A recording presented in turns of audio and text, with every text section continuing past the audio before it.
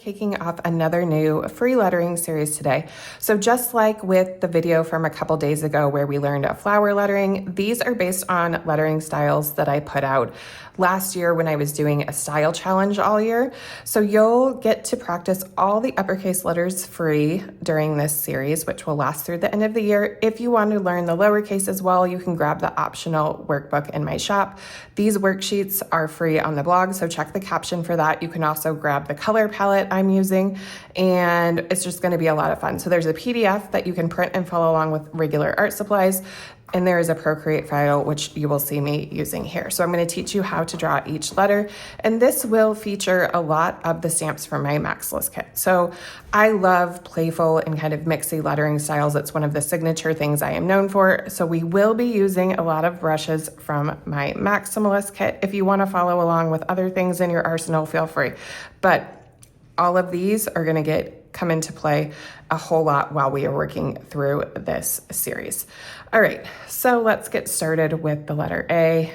I've got my Pinky Promise style here, and each week I'm going to try to give you not only the original letter I designed, but kind of an optional alternate version, just to kind of show you some different variations. And these are very similar, but just by changing the colors and some simple elements, we've changed the whole look. And then with all of these, you can mix and match the design. So you could take what I've applied to letter K and put it on letter S and vice versa.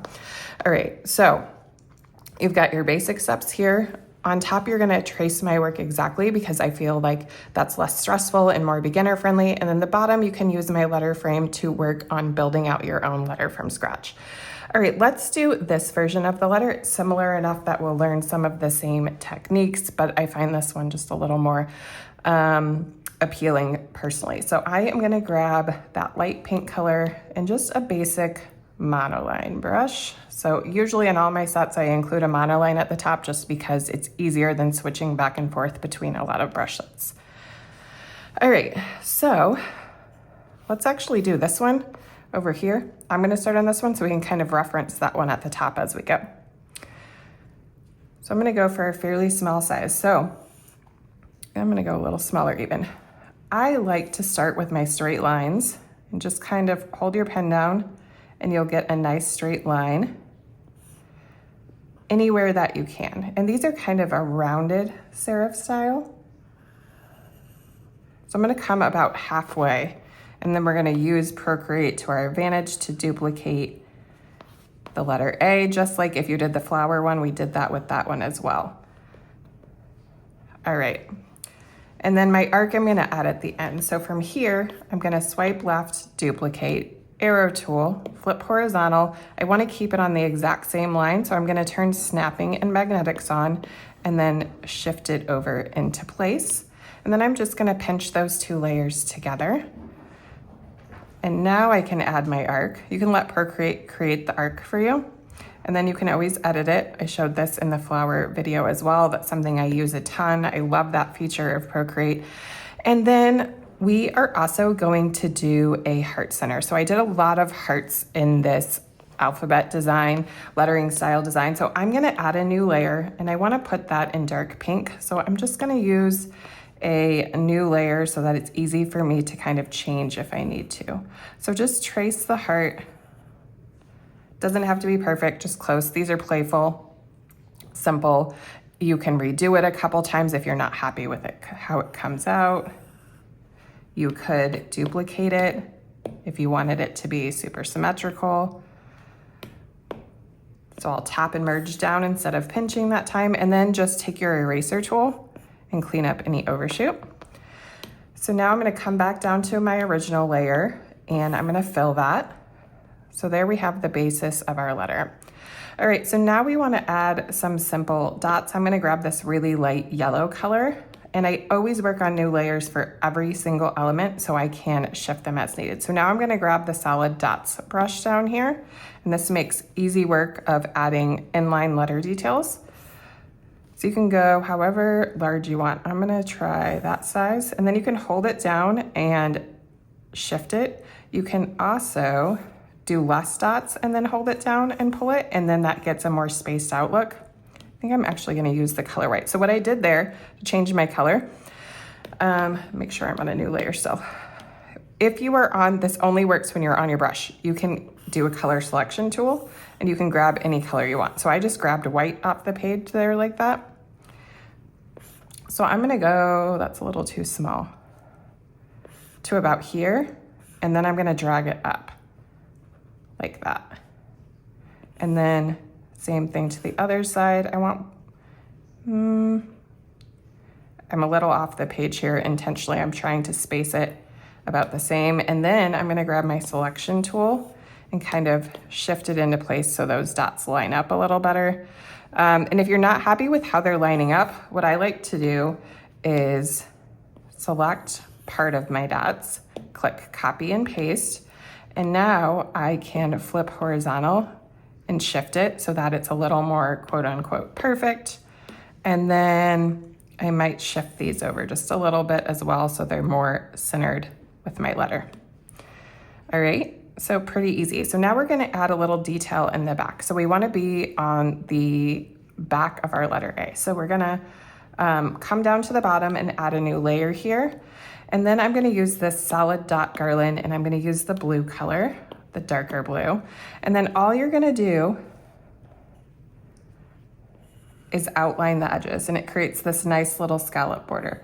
So again, I can work all the way down, kind of hold it and shift it into place, and you can edit it just like you could any other line. And then I'm just gonna eyeball it and work in segments all the way around my letter. And I'm trying to kind of keep my pencil on the edge of my letter A, and that will keep this scallop border the same width the whole way through. So again, whoop, to here, I can always edit my line and shift it a little bit so it matches each side well. There we go, cute. With this one, I just did a solid border behind that as well, especially if you wanna put it on top of something white and kind of give it more of a sticker effect. If you add that as well, I just add a new layer, use a monoline brush, and I just make it a little bigger and I just kind of freehand around it. So quite simple. I don't use the Gaussian blur because that tends to create, if you've seen that trick, I mean, I use it sometimes, but as a general rule, I don't use it because it creates fuzzy edges. So that was quick and it's not very good. But normally I would take my time and just outline it, you know, kind of with a very basic outline of the letter. All right, so let's add some fun little details here. So I am going to grab, let's see, the dark pink, and now I'm gonna make my basic monoline really small.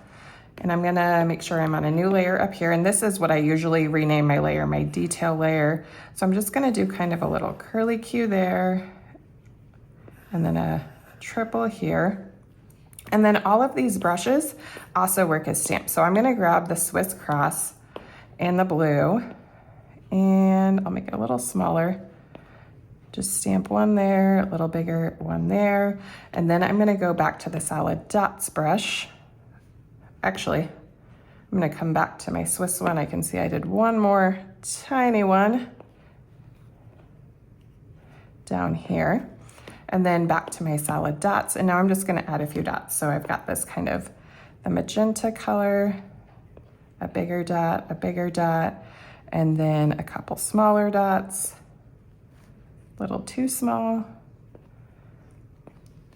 And then I don't think too much about this stuff. I just kind of try to keep it playful, fun, and you can always, because we have things on their own layers, all our details are on one layer, I can always freehand select that.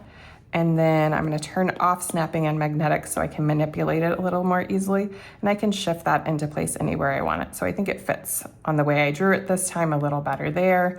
You can always shift these into place. You can adjust the size.